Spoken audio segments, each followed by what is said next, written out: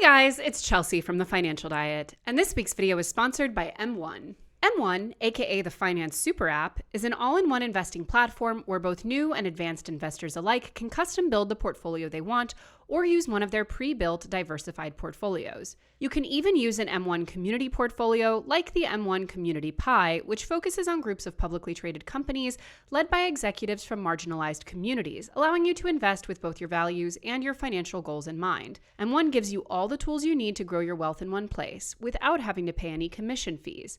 So click the link in our description to get started with M1 today and begin building your wealth for tomorrow. And today you'll notice that I am not at home. I'm actually coming to you guys from the TFC set here at the office because I'm a busy and I sometimes have to film a bunch of videos back to back and I don't have time to change locations between the two of them. I'm actually very soon about to sit down with a guest we're filming with today who is a dermatologist, and I'm extremely excited about that one. So it'll be worth it that I'm here. But all of that is to say, I am here in a location that has more than a few products that were purchased on Amazon.com. I say that in the interest of transparency, given the title of the video and the subject matter, but also because I want to stress that being critical of Amazon, especially in light of all that they've been doing to try and suppress or bust the historic union that succeeded this past week in Staten Island, as of this filming, you can also be someone who does need to buy certain things from Amazon, or maybe who used to buy a lot of stuff off of there and is trying to wean themselves off, or maybe has certain items that they can only afford or access in their location when they buy them from Amazon. Also, let's be real that even if you buy absolutely nothing from Amazon, the chance that you would be able to totally boycott Amazon Web Services, which does make up the majority of their business, would be very unrealistic. On this channel, we critique a lot of things, but we always like to keep in mind that not everyone has the same choices or the same financial access, and that more importantly, the point of all of these things is to be getting better and to become more aware about the consumer choices that we often just totally take for granted or become sort of automated about in our lives. Many of us have taken to a default of just looking on Amazon when we look for a particular item, even when that may not be the best place to find it. These corporations are massive and effective at marketing and squeezing out competitors and making themselves unavoidable in daily life. But that doesn't mean we have to give up all hope of being a more thoughtful consumer, especially in instances when it could dovetail with our financial goals. So if you're looking for a place to start to wean yourself off of that powerful Jeff Bezos teat, here are 9 things you can feel safe to say you should never buy off of Amazon. Number 1 is products from Trader Joe's, Costco, or other big box grocery stores. These stores are all direct competitors of Amazon, so they are not going to sell their products on Amazon directly, which means that when you see Trader Joe's Cowboy Caviar or Costco Kirkland brand peanut butter on Amazon, these are being sold through a third party and not the companies themselves, meaning that there's no guarantee that they have undergone the same quality inspections you'd expect at those stores. They could even be expired or totally counterfeit. They're also often way overpriced compared to what you would buy them for in the actual store because of going through a third party, and the fact that typically if someone is looking to buy these items on Amazon, they can't easily access them at the normal store. For example, the cult favorite Trader Joe's Tea Tree Shampoo, which sells for about $4 in the store, is listed for over $13 on Amazon Prime.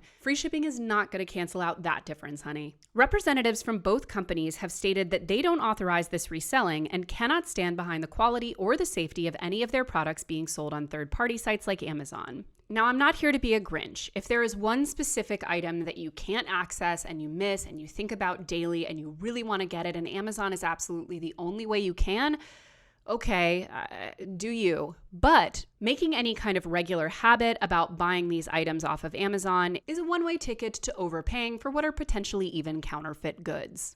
Number 2 is music streaming from Amazon Music. Both Spotify and Amazon Music Premium memberships are $9.99 a month for unlimited streaming, unless you're a Prime member, in which case Amazon Music is only $7.99 per month, saving you approximately $24 a year. However, unless you have a household full of Alexas and Echoes and other Amazon products, Amazon Music might not be optimized for or even compatible with all of your technology.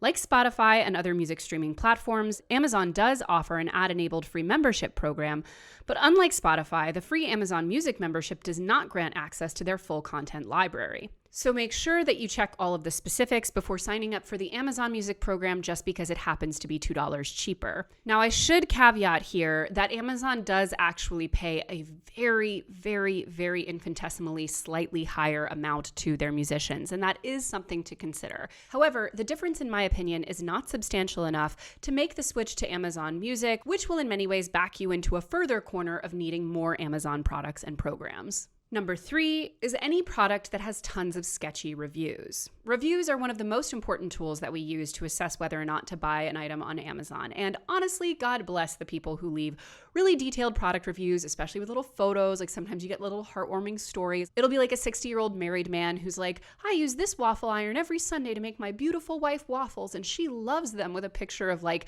a waffle that has like raspberries arranged in a heart on it. I live for those. Those people are the backbone of America. But of course, those reviews are extremely hard to effectively regulate and therefore highly susceptible to fraud. The first FTC settlement placed a fine of $12.8 million against the diet pill brand Cure Encapsulations for paying a third-party company to post fabricated reviews. But it would be suspended once they paid $50,000 to the FTC and fulfilled their other tax obligations. Essentially a slap on the wrist. So we'll link you to a resource for spotting fake reviews on Amazon, but here are just a few quick tips. Look at the percentage of 1 to 5 star reviews. If 70% of the reviews are 4 or 5 stars and 30% are 1 stars, that is unusual. Check if the reviews are vague. If the reviews are extremely positive or negative, but don't specifically mention what makes them good or bad, like love it, great, or horrible, the review might be fake. If the review mentions a competing product, that's also a red flag. For example, if a user says not to spend your money on a product but to check out another brand, that is definitely suspicious. And lastly, take into account the popularity of the product. If a fairly unknown or less popular product has thousands of reviews, it's worth giving those reviews a closer inspection. Number 4 is Ikea brand household items and furniture. Similar to the Trader Joe's situation, Ikea famously does not sell its products directly on Amazon, meaning anything that you buy that is Ikea branded on the website is going to come from a third party and therefore be subject to all of those same concerns we raised in our first point. Because yes, this means that their products listed on Amazon are almost always more expensive, sometimes egregiously so. The point of Ikea is that it is supposed to be reasonably priced and accessible, so why would you want to spend more than twice what an item actually cost just to get the convenience of Amazon Prime? Listen, Jeff Bezos might make horrible decisions in his personal life, but that does not mean the man is stupid. He understands the powerful psychological tool that is unlimited free shipping and in many cases 2-day delivery. That one little difference will for many of us override many other factors that would make buying somewhere else way more reasonable and financially sound. Don't give in to his bull. Number 5 is beauty or skincare products. Now, I should be clear that while there may be some exceptions to the rule, especially depending on where you live and what other distributors you might have access to, much of what is important about testing a new beauty or skincare item is to be able to sample it, which you usually will be able to do if you go to places like Sephora, NARS, MAC, etc. Additionally, there is a huge issue with counterfeit beauty products on Amazon. While Amazon strictly prohibits the sale of counterfeit items, over 42% of items purchased during a 2018 government investigation of third-party vendors on sites like Amazon and Walmart were fakes. Every single cosmetic item purchased in the investigation was believed to have been a counterfeit, including an Urban Decay eyeshadow primer that was a near exact replica of the actual product. So definitely compare prices before buying any makeup or skincare item on Amazon.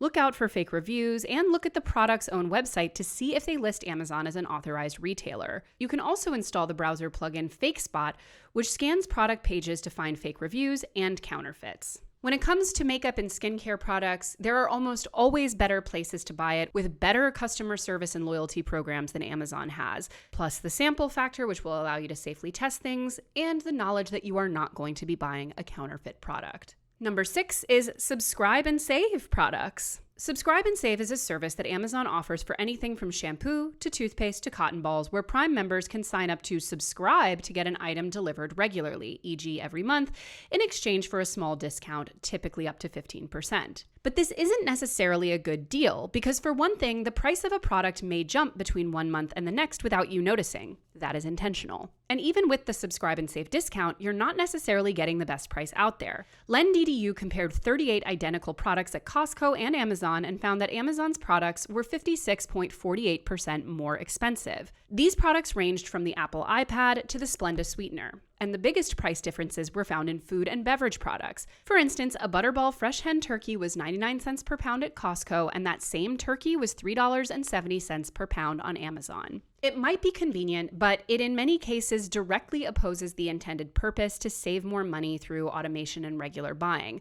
There are many items in our life which we will need at fairly frequent intervals, but it can be a huge money saver to set a small reminder for yourself to manually load those items into your cart once a month or once every other month so that you can ensure that the automated feature on your end isn't just an excuse to price gouge you on the end of the retailer. Number 7 is clothing and shoes. Now, it should be stated here that many clothing brands do not sell directly on Amazon.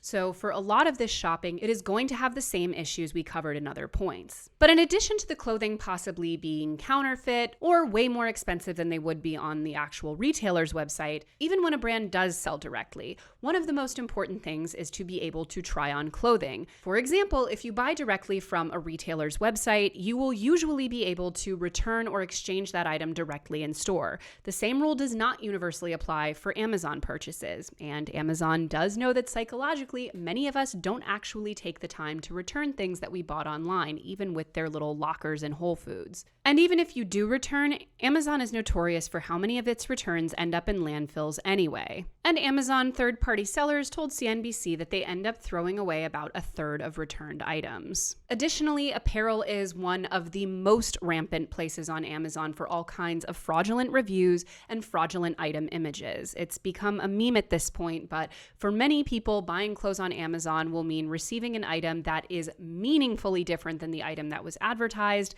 and often much lower in quality. Now, this of course also goes for retailers like Shein and Boohoo and Fashion Nova, but you could probably guess that my advice is don't buy that either. Number 8 is COVID supplies. So you probably remember the COVID supply price gouging crisis in 2020, which was a problem with retailers everywhere, not just with Amazon. Between February and March of 2020, third-party merchants Mobile Rush, EMC Group, and Northwest Lux sold more than 1,000 units of hand sanitizer on Amazon's marketplace at prices that grossly exceeded the price at which the same or similar products were readily obtainable elsewhere, the New York Attorney General's office said. For example, Northwest Lux charged Amazon shoppers $79.99 to $129.99 for 2-liter bottles of Purell, which are typically priced between $20.87 to $35. And Amazon has claimed to suspend thousands of retailers guilty of price gouging, but when third-party resellers raising the price on what an item would normally cost on everything from Trader Joe's cookies to Purell to a pair of Timberlands, it's really not credible to think that the practice is all that frowned upon. Similarly, and you may already guess what the next problem is with it, but counterfeits are rampant. The regulation over mask labeling, for example, has not been nearly sufficient enough to prevent millions of fake N95s and KN95s being sold through Amazon over the past 2 years. Lastly, number 9 is knockoff phone and computer chargers. This is a short and sweet point. Knockoff chargers on Amazon for your various devices can often be cheaper, but they can also often harm your device. It is not worth having to replace an entire laptop or iPad because you didn't want to pay for a legitimate charger. $79 to replace your Apple brand power adapter is still way less than dropping $1,200 on a new laptop because you accidentally fried your old one. This is something that actually happened to my colleague here at TFT, Holly, who wrote this script, in fact, and I think felt personally triggered by this one. But we'll link you guys in the description to an entire story about how these cheaply made and often incompatible chargers are ruining devices left, right, and center. At the end of the day, Amazon is basically unavoidable in most of our lives to some extent, but we can be a lot more discerning about how we use it, starting with these items. And if you're looking to do something actually smart with your money, we recommend you check out M1 at the link in our description.